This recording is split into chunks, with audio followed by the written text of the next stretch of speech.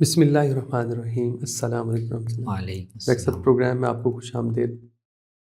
قرآن مجید کے فہم کے حوالے سے صحابہ کے جو رجحانات ہیں اس پہ ہماری گفتگو پچھلی 2 نشستوں سے شروع ہو چکی ہیں، اور اس میں ہم نے صحابہ کے نبی صلی اللہ علیہ وسلم سے استفسارات قرآنی آیات پہ دیکھ لیے ہیں۔ آج ہم دیکھتے ہیں صحابہ میں قرآن مجید کے جو جید علماء ہیں وہ کون کون سے ہیں، اس پہ چند شخصیات پہ ہم گفتگو کر لیں گے۔ سب سے پہلے ایک روایت ہے، نبی صلی اللہ علیہ وسلم نے فرمایا کہ 4 لوگوں سے قرآن سیکھو۔ اس میں حضرت عبداللہ بن مسعود ہیں، سالم مولا ابی حذیفہ ہیں، معاذ بن جبل ہیں، ابی بن کعب ہیں۔ تو یہ 4 لوگوں سے سیکھو، اس سے کیا مراد ہے؟ کس طرح سے آپ صلی اللہ علیہ وسلم یہاں سیکھنے سے مراد تلاوت ہے، قرأت ہے، یا اس کی توضیح تشریح ہے؟ صحابہ میں ظاہر ہے کہ قرآن مجید کا علم سیکھنے اور سکھانے کے لیے نمایاں لوگ ہیں، ممتاز لوگ ہیں، اور وہ مرجع کی حیثیت رکھتے ہیں۔ پہلی جو چیز ہے قرآن کے حوالے سے جو سیکھنے کی اور پھر آگے لوگوں کو سکھانے کی ذمہ داری صحابہ کو دی گئی تھی، وہ تو ظاہر ہے قرآن کا متن اور اس کو صحیح طریقے سے پڑھنے کا اچھا، جو علم ہے۔ ٹھیک، اس کی ادائیگی۔ تو قرأت جو ہے، یعنی قرآن کو یاد کرنا، اس کو صحیح طریقے سے پڑھنا، اور پھر یہ صلاحیت کہ آگے لوگوں کو بھی وہ صحیح طریقے سے سکھا سکے۔ بالکل ٹھیک۔ تو قراء کا لفظ جو ہے وہ نبی صلی اللہ علیہ وسلم کے دور میں قراء یہ انہی حضرات کے لیے استعمال ہوتا۔ اچھا، ٹھیک۔ تو سارے صحابہ اپنے اپنے ذوق اور استعداد اور فرصت کے مطابق قرآن سیکھتے تھے، لیکن کچھ خاص لوگ تھے جنہوں نے یعنی یا تو قرآن پاک کو جتنا بھی وہ رسول اللہ صلی اللہ علیہ وسلم پر نازل ہوا اور آپ نے صحابہ کو سکھایا، اس سارے کو یاد کرنے کا اہتمام کرتے تھے۔ بالکل ٹھیک، تو کچھ صحابہ اس لحاظ سے ممتاز تھے، بالکل ٹھیک، بالکل صحیح۔ اور کئی صحابہ اس لحاظ سے ممتاز تھے کہ انہوں نے قرآن حضور سے سیکھا بھی اور یاد بھی کیا، لیکن ان کے اندر لوگوں کو قرآن سکھانے کی جو صلاحیت ہے اس میں وہ ممتاز تھے۔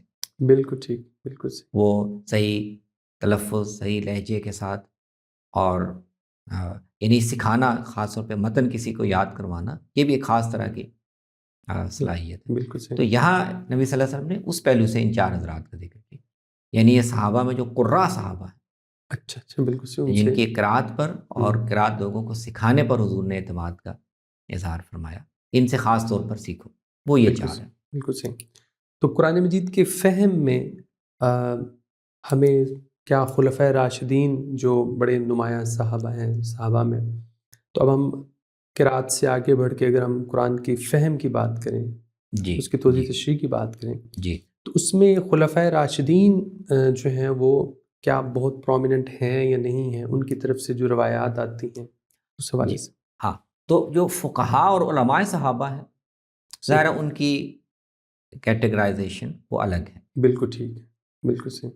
تو قرآن کے متن کو سیکھنا اور سکھانا یہ الگ مہارت ہے، بالکل ٹھیک ہے۔ اور قرآن کے اندر درک رکھنا، اس کا فہم رکھنا، اس کی گہرائی کو سمجھنا، یہ ایک الگ مہارت ہے۔ بالکل صحیح۔ اب جن 4 حضرات کا یہاں ذکر کیا گیا ہے، ان میں سے بعض دونوں میں امتیاز رکھتے ہیں۔ عبداللہ ابن مسعود جو ہیں وہ قرآن کے علم میں، قرآن کے فہم میں بھی ممتاز ہیں۔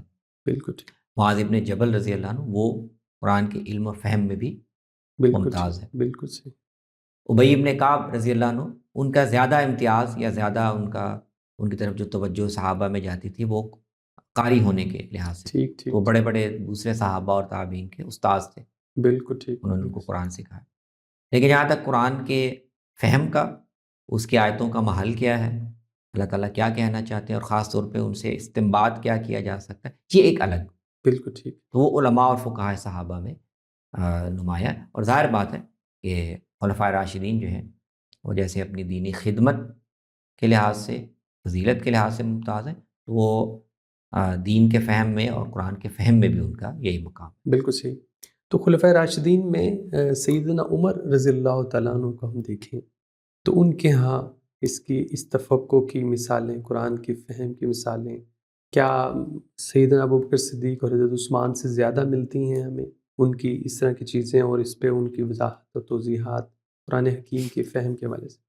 خلفائے راشدین میں اگر آپ دیکھیں تو ظاہر بات ہے کہ دیکھیں فہم کے لحاظ سے جو سیدنا ابوبکر کا مقام ہے، اور بعض جو اس کی چند مثالیں بھی ہمارے سامنے آتی ہیں، اب ان کا مقام تو اپنا ہے۔ بالکل ٹھیک۔ لیکن ہم نے دیکھا کہ روایتی حدیث میں بھی ان سے بہت زیادہ ذخیرہ منقول نہیں، ان کو وقت ہی بہت کم ملا۔ کم ملنا ہے، بالکل صحیح، سیدنا عمر رضی اللہ عنہ کو اس کے مقابلے میں نسبتاً زیادہ ملا۔ زیادہ وقت ملا، تو ان سے قرآن مجید کی بہت سی اہم مقامات کی توضیح کے متعلق یا ان سے استنباط کے متعلق ان کی آراء نسبتاً زیادہ منقول ہے۔ بالکل صحیح، بالکل ٹھیک، بہت زیادہ بھی نہیں ہے لیکن نسبتاً زیادہ ہے۔ صحیح۔ ان کا تو یہ بھی امتیاز ہے نا کہ قرآن کے فہم کے ساتھ ساتھ تو نبی صلی اللہ علیہ وسلم کی زندگی میں تو وہ باقاعدہ تشریع میں اور شریعت میں کیا احکام ہونے چاہیے، اور ان کا بھی ان کا ایک خاص ذوق تھا، بالکل ٹھیک، اور وہ رسول اللہ صلی اللہ علیہ وسلم کو تجاویز اور مشورے بھی پیش فرماتے رہتے تھے۔ تو وہ اس بات کو ایک طرح سے اعزاز کے طور پر بھی بیان کرتے تھے کہ میری رائے اور میری تجویز کے مطابق ظاہر اللہ کا دیا ہوا یہ فہم تھا، اس پہ اللہ تعالیٰ نے اس کی تائید کرتے ہوئے 3 حکم تو قرآن میں میرے درخواست کہہ لیں یا گزارش کہہ لیں یا مشورہ کہہ لیں، اس پر اللہ تعالیٰ نے نازل کی، وافقنی ربی یا وافقت ربی فی ثلاث۔ بالکل صحیح، بالکل تو صحیح، وہ ان کا ذکر کرتے تھے کہ یہ میری خواہش تھی یا تجویز تھی، تو اللہ تعالیٰ نے اس کی تائید فرمائی اور اس کے مطابق قرآن میں حکم نازل فرما دیا۔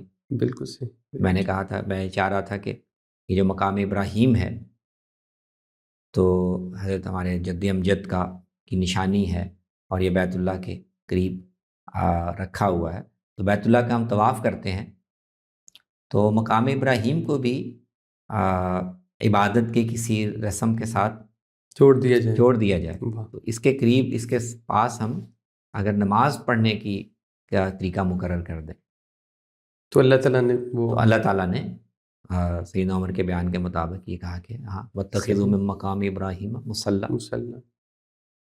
پھر میری یہ بھی تجویز سے، بلکہ اس پہ اصرار بہت کرتا رہا کہ یا رسول اللہ آپ کی جو ازواج ہیں ان کے ساتھ عام لوگوں کا میل جول اور ان کے ساتھ معاملہ اور ان کے پاس آنا جانا، اس کا ضابطہ مختلف ہونا چاہیے، کیونکہ آپ کی ازواج ہیں، امت کی مائیں ہیں، لوگوں میں ہر طرح کے لوگ ہیں، اور رسائی بات کرنے کی، پہنچنے کی، جانے کی سب کو حاصل ہے، یہ ان کی شان اور ان کے تقدس کے لحاظ سے مناسب نہیں ہے، ان تک ایکسیس محدود ہونی چاہیے۔ بالکل ٹھیک، بالکل صحیح۔ تو میں اب کہتا رہا بہت سارا، تو اللہ تعالیٰ نے آخر ایک موقع پر یہ بات نازل کر دی۔ اور ایک تیسری بات بھی وہ ذکر فرماتے، مجھے اس وقت ذہن میں نہیں آ رہی ہے کہ وہ مشہور ہے قرآن میں، اسی طرح کا ایک تیسری بات بھی میرے رائے یا میرے فہم کے مطابق اللہ نے نازل کی، تو ان کا تو یہ مقام تھا۔ بالکل صحیح۔ اور قرآن مجید کی بہت سے مقامات اور آیات کے فہم میں، تفسیر میں، توضیح میں ان کی غیر معمولی درک کی مثالیں جو آگے کسی موقع پہ ہم دیکھ بھی سکتے، وضاحت کر سکتے۔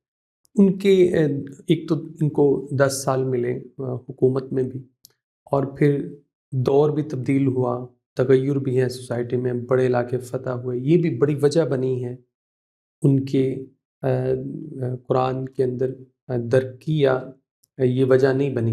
زمانہ جو ساتھ ساتھ تبدیل ہوا، ان کو وقت بھی ملا، نئے حالات پیش آئے، تو غور و خوض کی قرآن کو سمجھنے میں تو ظاہر ہے روایت حدیث میں تو یہ حالات کا تغیر اور زمانہ وہ ایک سبب بن سکتا ہے، ٹھیک ہے، ٹھیک، لیکن قرآن تو ان کے تو نزول قرآن کے موقع پہ ساتھ ہے، بالکل ٹھیک ہے، تو غور و فکر تو ان کا بعد میں بھی جاری ہے، لیکن وہ تو قرآن کے نزول کے وقت ہی وہ اس کے احوال کو، پس منظر کو، اس کو وہ سمجھ رہے تھے، جان رہے تھے، غور بھی کر رہے تھے، ظاہر ہے وہ بعد میں بھی جاری رہا، بالکل ٹھیک۔ لیکن انہوں نے خود بہت زیادہ آراء بیان کرنے کا یا ان سے نقل ہمیں نہیں ہوئی، لیکن یہ اہتمام ان کے ہاں ملتا ہے، ٹھیک ہے، کہ وہ خود بھی غور فرماتے رہتے تھے، لطیف استنباطات ان کے ذہن میں بھی ہوتے تھے، اور وہ اپنے مجلس میں صحابہ کے سامنے بھی بعض دفعہ رکھتے تھے، کہ سوال یہ بات ہے، غور کر کے بتاؤ کیا بالکل اللہ تعالیٰ کہنا چاہ رہے ہیں. بالکل صحیح بالکل اور اگر صحابہ میں سے کوئی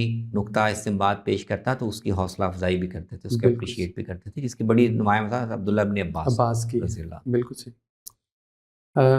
سیدنا علی رضی اللہ تعالیٰ خلفائے راشدین میں ہم دیکھیں تو دوسری بڑی شخصیت ہمارے سامنے سیدنا علی کی آتی ہے، جنہوں نے قرآن فہمی کے حوالے سے جن سے ہمیں تفسیری آراء نقل ہو کے ہم تک پہنچی. تو سیدنا علی رضی اللہ تعالیٰ عنہ کی جو آراء ہیں، یا وہ بھی سیدنا عمر رضی اللہ تعالیٰ عنہ کی جیسی ہی ہیں، یا آپ کو بھی کافی وقت ملا ہے؟ تعداد میں نسبتاً زیادہ ہے. اچھا ٹھیک. سیدنا علی سے جو تفسیری اقوال منقول ہے وہ تعداد میں نسبتاً زیادہ ہے. سارے خلفائے راشدین سے ان کے زیادہ ہے. جی سب سے زیادہ. اچھا مجھے ایسے لگتا ہے کہ ان سے زیادہ ہے. پھر اس کے بعد کم سیدنا عمر سے. ٹھیک ہے. لیکن ان سے بہت اہم معاملات میں، ٹھیک ہے، قرآن کے بہت اہم معاملات میں، خاص طور پہ جہاں ان کے دور تک آتے آتے قرآن سے غلط استنباط کے جو رجحانات ہیں وہ بھی کافی عام ہو رہے تھے. بالکل صحیح. خوارج تو بہت بڑی مثال. خوارج بھی تھے اور دوسرے بہت سے فرقے، ٹھیک تقدیر کا انکار کرنے والے، اچھا علم الہی پیشگی ہوتا ہے نہیں، اس پر سوالات اٹھانے والے اور اس طرح کی چیزیں.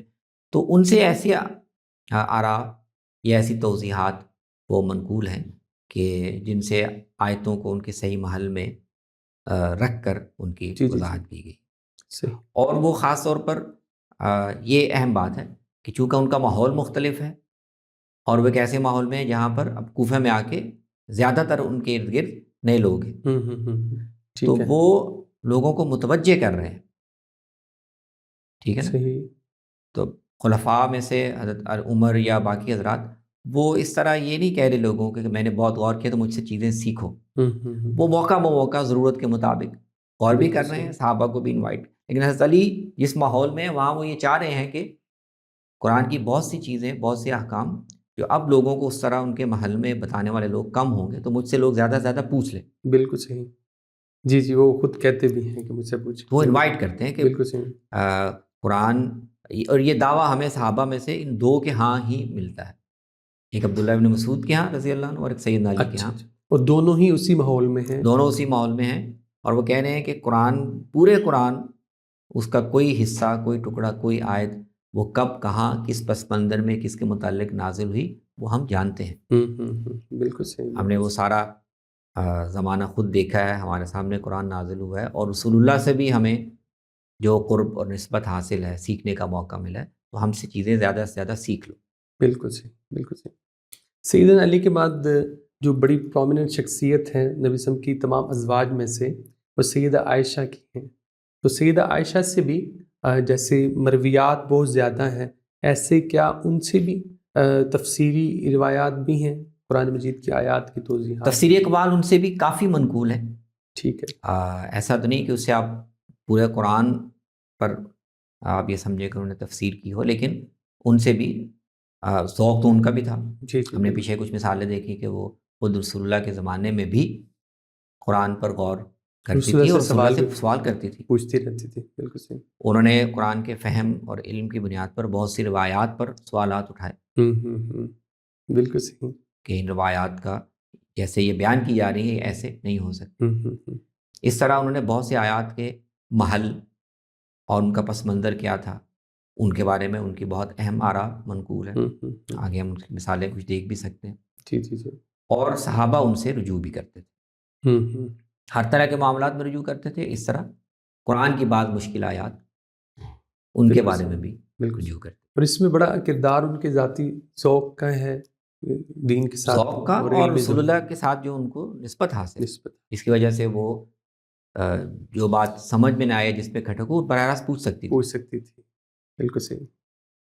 ابی بن کعب کا بھی ذکر ہوا تھا کہ وہ قراء میں بڑے نمایاں ہیں، لیکن تفسیری اقوال میں بھی بعض کم، بہت کم. اچھا. ان سے کچھ تفسیری آراء بھی منقول. ٹھیک ہے. لیکن ان کا مقام اور ان کا انتقال بھی جلدی ہو گیا. حضرت عمر کے عہد میں. اچھا. بعض کہتے ہیں 19-20 میں، بعض 22 کا کہتے ہیں. اچھا. اختلاف ہے ان کی وفات میں. تو لیکن ان کی زیادہ جو ارتکاز رہا وہ اصل میں قرآن کو سکھانے پر رہا، سکھانے پر رہا۔ تو وہ قراء میں نمایاں ہے، تفسیری آراء ان کی مقام ان کا ہے۔ بعض اہم معاملات میں صحابہ ان سے رجوع بھی کرتے تھے، لیکن ہم تک زیادہ ان کی آراء اس طرح پہنچی نہیں ہے۔ ابی بن کعب مدینے میں رہے؟ جی مدینے میں رہے، اور مدینے میں ان کا انتقال۔ تو یہ بھی ایک وجہ ہو سکتی ہے کہ وہاں شاید اتنی ضرورت نہیں تھی ان سے پوچھنے کی، جیسے سیدنا علی اور حضرت عبداللہ بن مسعود کو ایک نئے ماحول میں جا کے بہت ساری چیزیں بیان کرنی پڑ رہی ہیں۔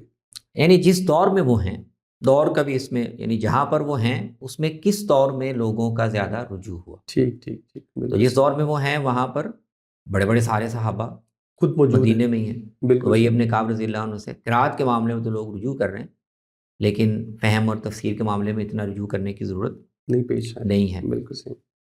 عبداللہ بن مسعود رضی اللہ تعالیٰ عنہ بڑی پرومیننٹ شخصیت اس حوالے سے ہمارے سامنے آتے ہیں، اولین مہاجرین میں سے، اور بڑا عرصہ انہوں نے گزارا نبی صلی اللہ علیہ وسلم کے ساتھ۔ اور یہ جیسے ابھی آپ نے فرمایا کہ یہ بھی فرمایا کرتے تھے، توجہ دلاتے تھے، انوائٹ کرتے تھے کہ مجھ سے پوچھو، میں ہر آیت کے بارے میں جانتا ہوں۔ تو عبداللہ ابن مسعود جو ہیں وہ دونوں پہلوؤں سے ان میں امتیاز ہے، ممتاز اچھا، ہے۔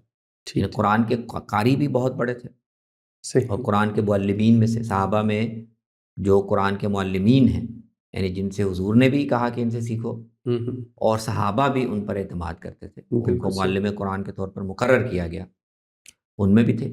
اور دوسری، وہ چونکہ قدیم الاسلام تھے اور حضور کے ساتھ رہے ہمیشہ، تو وہ قرآن کی آیتوں کے بارے میں خاص طور پہ یہ جو علم ہے کہ کون سی آیت کب، کہاں، کس موقع پہ، اور کس پس منظر میں نازل ہوئی، اور اس کا صحیح مصداق کیا ہے، یہ بھی ان کا خاص ہے۔ بالکل صحیح، بالکل صحیح۔ تو وہ اس کا اظہار کرتے تھے کہ مجھے معلوم ہے، میرے علم میں ہے، اور اگر مجھے پتہ چلے کہ کوئی آدمی قرآن کے بارے میں اس طرح کے علم مجھ سے زیادہ کہیں رکھتا ہے، اور اس کے پاس معلومات ہیں کسی آیت کے بارے میں، کسی چیز کے بارے میں، تو میں سفر کر کے اس کے پاس چلا جاؤں گا، بالکل صحیح، اور اس سے سیکھوں گا۔ بالکل صحیح۔ اور یہ بھی شاید ان کے بارے میں یہ روایت آتی ہے کہ وہ 6 لوگوں کے اندر آیا سارا علم، اور 6 سے پھر 2 لوگوں کے اندر آیا، تو اس میں حضرت عبداللہ بن مسعود بھی شامل ہے، غالباً ان کا نام بھی اس میں شامل ہے۔ جی جی۔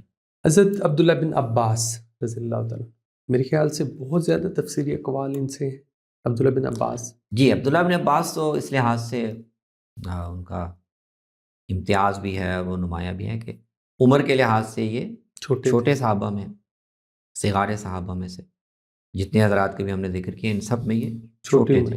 ٹھیک، نبی وہ خود کہتے ہیں، نبی صلی اللہ علیہ وسلم کے وفات کے وقت میں نے محکم، یعنی آخری جو گروپ ہے صورتوں کا، وہ یاد کیا ہوا تھا، 10-12 سال میری عمر تھی، بالکل صحیح، لیکن ذہانت اور شوق بہت تھا، تو نبی صلی اللہ علیہ وسلم نے بھی ان کے لیے دعا کی تھی، بالکل صحیح، دین میں فہم کی اور علم کی۔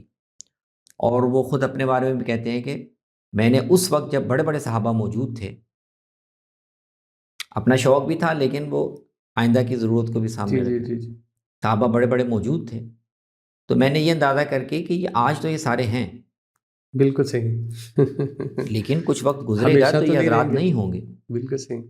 تو ان کے علم کو حاصل کرنا اور اس کو محفوظ رکھنا اور اس کو جمع کرنا، کہ جب ان کے جانے کے بعد ہم جیسے لوگوں کی، چھوٹے لوگوں کی طرف لوگوں کا رجوع ہوگا، تو ہماری اس کے لیے تیاری ہونی چاہیے۔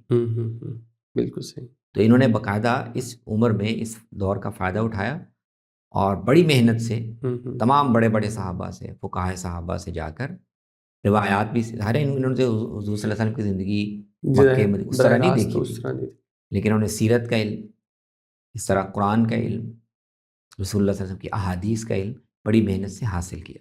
بالکل صحیح۔ اور پھر ان کے شاگرد بھی تھے، انہوں نے تو باقاعدہ حلقہ بنا لیا، ایک جیسے آپ ادارہ کہہ سکتے ہیں، بہرحال جس میں لوگوں کو انہوں نے باقاعدہ نشست کیا کرتے تھے، اور لوگ آ کے پوچھتے تھے، اس کی وجہ سے بھی بہت سارے لوگوں نے سوال پوچھے ہوں گے قرآن کے بارے میں، اور انہوں نے بہت ساری باتیں اس کی وضاحت میں فرمائی ہوئی۔ یہ عبداللہ صحابہ میں جن حضرات کو باقاعدہ یعنی ایک جگہ پر بیٹھ کر درس و تدریس کا، علم پھیلانے کا اور شاگردوں کے حلقے قائم کرنے کا موقع ملا، ان میں عبداللہ ابن مسعود تھے رضی اللہ عنہ۔ اچھا، تو کوفہ میں ان کے شاگردوں کا ایک بڑا حلقہ تھا، بالکل، اور وہ سارے نمایاں تابعین میں سے، علقمہ، اسود، اچھا ٹھیک ہے. بالکل اور صحیح. اس طرح دوسرے، اور اس طرح سیدہ عائشہ تو وہ مدینہ میں تھی، لیکن ان کا بھی اپنا بالکل ٹھیک. شاگردوں کا، اور جو زیادہ تر ان کے قریبی عزیز بھی تھے، عزیز بھی عروہ تھے. بن زبیر ہیں، عمرہ صحیح. بنت عبد الرحمن ہیں، بالکل ٹھیک. تو ان کے بھی شاگردوں کا ایک بڑا حلقہ ہے جنہوں نے صحیح. ان سے روایات بھی حاصل کی، تاریخی اور سیرت کا مواد بھی ان سے سیکھا، ان کی فقہ آراء بھی نقل کی، قرآن سے متعلق سوالات بھی پوچھے، تو ان کے بھی شاگردوں کا ایک بڑا حلقہ ہے. صحیح. اور اس طرح عبداللہ جو بن عبداللہ عباس. ابن عباس ہے رضی اللہ عنہ، یہ چونکہ ان کا انتقال بھی ان سب میں آخر میں ہوا، آخر میں. ٹھیک. سن 68 میں جا کے، اچھا ٹھیک ٹھیک. یعنی حضرت معاویہ کے بھی بعد اچھا بالکل ٹھیک. ہوا. اور یہ پھر مکہ تشریف لے گئے تھے، مکہ منتقل ہو گئے، اس وہاں سے بھی پھر طائف چلے گئے، ٹھیک ہے. انتقال ان کا طائف میں ہوا. طائف میں ہوا. لیکن ان کی علمی سرگرمیوں کا اور سیکھنے سکھانے کا بڑا حلقہ مکہ میں موجود. تو قرآن مجید کے حوالے سے ان کا امتیاز یہ ہے کہ وہ باقاعدہ پورے قرآن مجید کی اور اس کے اہم آیات کی باقاعدہ توضیح اور تفسیر کیا کرتے. اچھا ٹھیک ٹھیک. بالکل صحیح. حج کے موقع پر، دوسرے مواقع پر جب بھی لوگ آتے تو ان کے بارے میں روایات میں آتا ہے، کہیں وہ سورۃ النور پڑھ کے وضاحت کر رہے ہیں، کہیں آتا ہے کہ سورۃ الروم وہ پڑھ کے اس کی ایک ایک آیت کی وضاحت کر رہے ہیں. بہت سی آیتوں ہے کہ وہ پورے قرآن کو مرحلہ بمرحلہ وہ لوگوں کو پڑھ کے سناتے تھے اور اس کی ضروری توضیحات کیا کرتے تھے. بالکل صحیح. تو اسی لیے سب سے زیادہ تفسیری روایات کا ذخیرہ جو منقول ہے وہ عبداللہ ابن عباس رضی اللہ. کچھ مکی کی وجہ سے بھی کہ مکہ کیونکہ مرکز ہے اور پورا عرب جو ہے وہ وہاں حج یہ کے دونوں لیے تینوں آتا ہے. فیکٹر جمع ہو جی گئے. جی جی جی یہ تو ان کو سن 68 تک وقت ملا. دوسرے باقاعدہ انہوں نے تلامذہ کا ایک حلقہ ہلکا بنا. قائم کیا، اور پھر حج کے موقع پہ لوگ وہاں آتے تھے، تو بڑے صحابہ کے چلے جانے کے بعد عبداللہ بن عباس ایک طرح سے مرجع تھے. بالکل صحیح. شاگردوں کا ان کا بڑا حلقہ تھا. صحیح. شاگرد بھی غیر معمولی اور تابعین میں نمایاں مقام رکھنے والے، صحیح. سعید بن جبیر، مجاہد، ضحاک بن مزاحم، اکرمہ، یہ بالکل سارے لوگ. واہ. تو ان میں سے جو مجاہد ہیں تو تابعین میں سب سے زیادہ تفسیری آراء آپ کو ان کی ملے گی. بالکل صحیح. بالکل صحیح. وہ کہتے ہیں میں نے 3 دفعہ پورا قرآن شروع سے آخر تک عبداللہ ابن عباس رضی اللہ عنہ کو سامنے پڑھ کے سنایا، قرات بھی، اور ایک ایک آیت پہ رک کے جو بات پوچھنی تھی وہ بھی میں نے پوچھی. واہ واہ. تو اس لیے سب سے بڑا جو ذخیرہ ہے تفسیری روایات کا وہ عبداللہ ابن عباس، اس لیے ان کو لقب حبر الامہ کا لقب بھی ملا، ترجمان القرآن کا لقب. بالکل صحیح. بالکل صحیح. یہ جو ہم نے 5-6 بڑی شخصیات قرآن مجید کے فہم کے حوالے سے صحابہ کی دیکھی ہیں، ان کا قرآن مجید کی جو ہمارے روایات ہم تک پہنچی اس کی روشنی میں اگر میں سوال پوچھوں کہ ان کا جو منہج ہے، تفسیری منہج، وہ ایک جیسا ہے یا ان کے ہاں آپس میں کوئی فرق ہے مناہج کا؟ یہ موازنہ اصل میں اس لیے مشکل ہے کہ میں نے بتایا نا کہ اتنا مواد کہ آپ کو اس سے ان کے منہج یا ذوق کا اندازہ ہو، وہ تو عبداللہ ابن عباس رضی اللہ عنہ کے متعلق تو یہ کام کیا جا سکتا. ٹھیک ہے ٹھیک ہے. ان کی اتنی مثالیں پورے قرآن کے متعلق سینکڑوں آراء منقول ہیں، ان کی روشنی میں ان کے منہج کا یا ان کے انداز فکر کے نمایاں جو خطوط ہیں ان کا اندازہ کیا جا سکتا ہے. صحیح صحیح. تو منہج کی حد تک تو میرے خیال میں عبداللہ ابن عباس کے بارے میں کہا جا سکتا ہے. باقی جتنے بھی بڑے صحابہ ہیں تو ان کے رجحانات کا آپ کو تفسیری آراء سے اندازہ ہو جاتا ہے، لیکن ان کی روشنی میں آپ باقاعدہ کوئی منہج یا ان کے باقاعدہ متعین اصول ان کا آپ اندازہ کر سکیں، وہ تھوڑا سا محنت طلب کا. بالکل صحیح. بالکل صحیح. صحابہ کرام میں قرآن مجید کے سید علماء، ان کے بارے میں ہم نے مختصر سا تعارف اور ان کی تفسیری خدمات زیر بحث لائی ہیں. آپ کی آمد کا بہت شکریہ. السلام علیکم. وعلیکم السلام.